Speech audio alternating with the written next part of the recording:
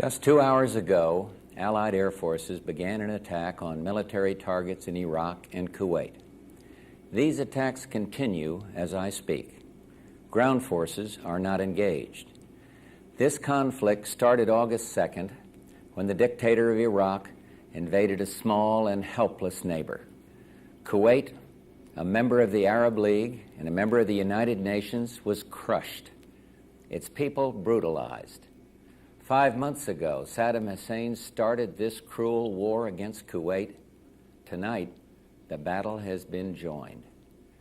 This military action, taken in accord with United Nations resolutions and with the consent of the United States Congress, follows months of constant and virtually endless diplomatic activity on the part of the United Nations, the United States, and many, many other countries. Arab leaders sought what became known as an Arab solution, only to conclude that Saddam Hussein was unwilling to leave Kuwait. Others traveled to Baghdad in a variety of efforts to restore peace and justice. Our Secretary of State, James Baker, held an historic meeting in Geneva, only to be totally rebuffed. This past weekend, in a last-ditch effort, the Secretary General of the United Nations went to the Middle East with peace in his heart, his second such mission, and he came back from Baghdad with no progress at all in getting Saddam Hussein to withdraw from Kuwait. Now, the 28 countries with forces in the Gulf area have exhausted all reasonable efforts to reach a peaceful resolution, have no choice but to drive Saddam from Kuwait by force. We will not fail. As I report to you, air attacks are underway against military targets in Iraq.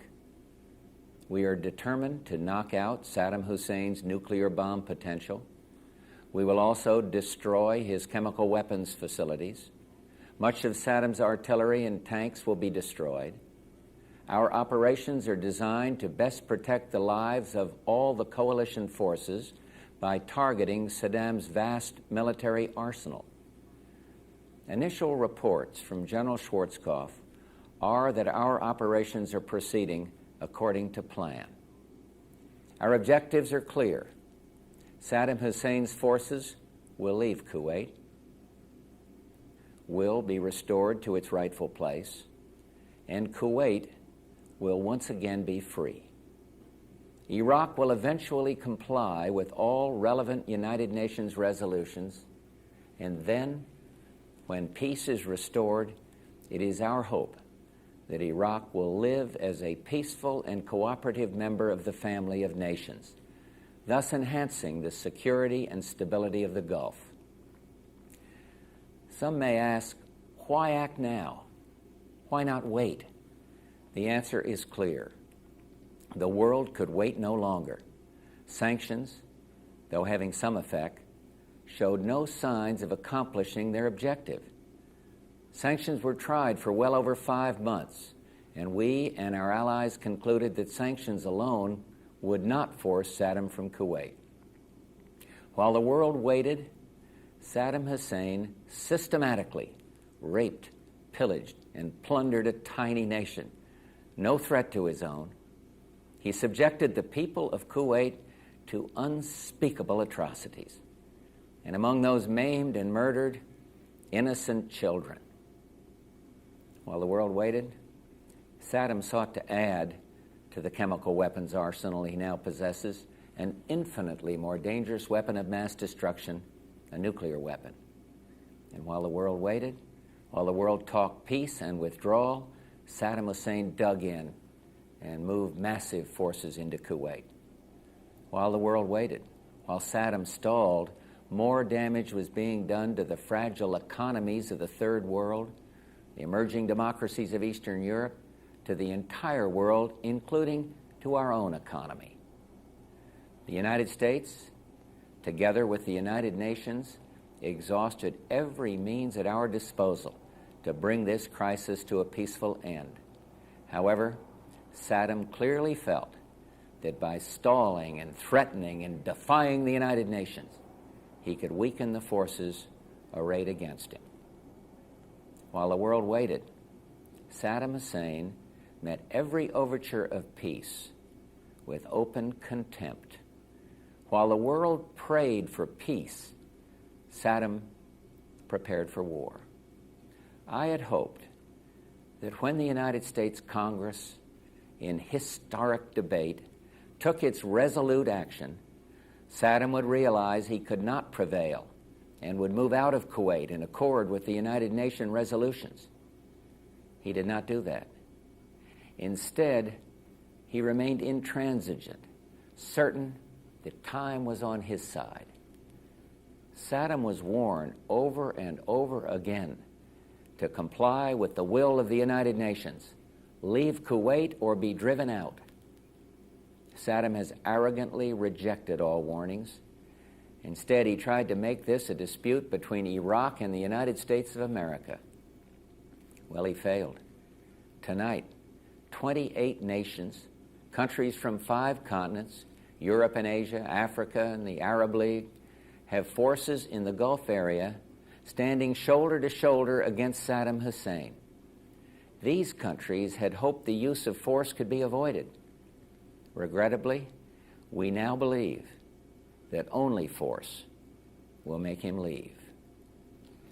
Prior to ordering our forces into battle, I instructed our military commanders to take every necessary step to prevail as quickly as possible and with the greatest degree of protection possible for American and Allied servicemen and women. I've told the American people before that this will not be another Vietnam. And I repeat this here tonight. Our troops will have the best possible support in the entire world, and they will not be asked to fight with one hand tied behind their back. I'm hopeful that this fighting will not go on for long, and that casualties will be held to an absolute minimum. This is an historic moment.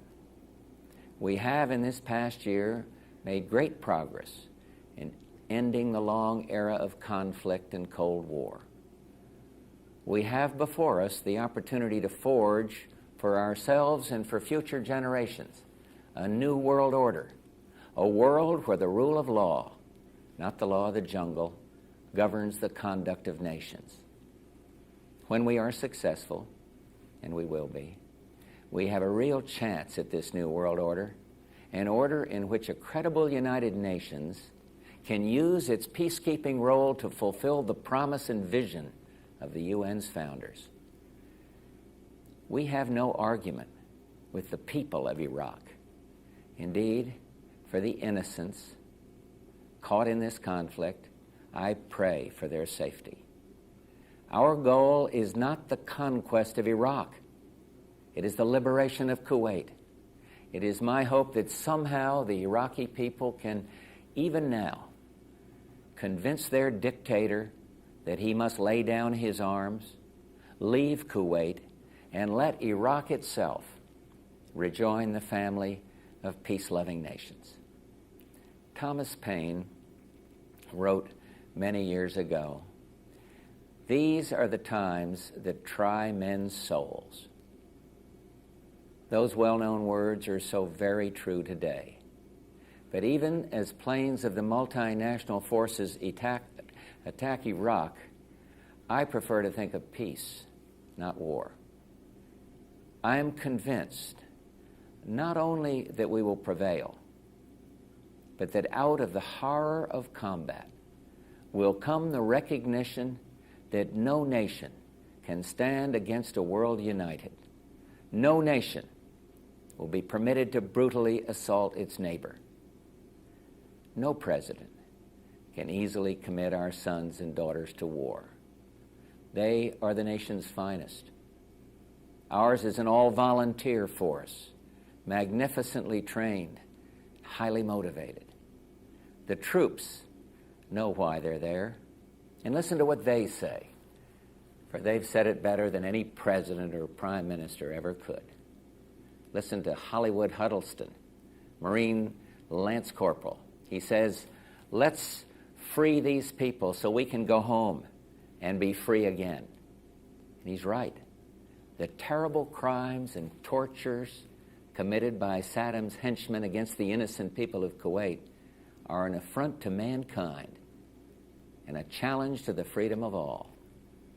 Listen to one of our great officers out there, Marine Lieutenant General Walter Boomer.